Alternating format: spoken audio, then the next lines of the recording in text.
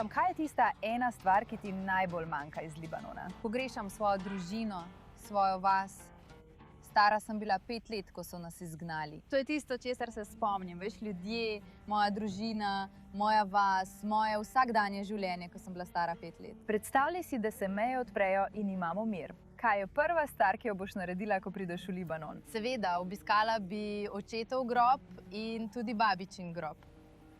In potem bom seveda imela kosilo ali večerjo z družino, se sprehodila naokrog in nato vzela avto ter takoj odšla na izlet po vsej državi.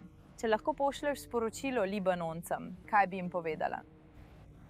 Resnično upam in molim, da se bodo Libanonci lahko osvobodili tujih sil, ki trenutno nadzorujejo našo državo.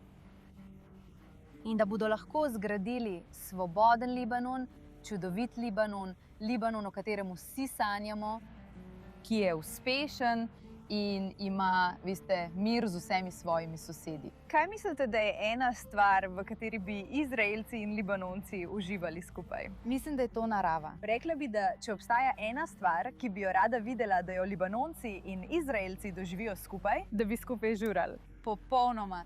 Vsako druženje postane zabava v libanonskem domu.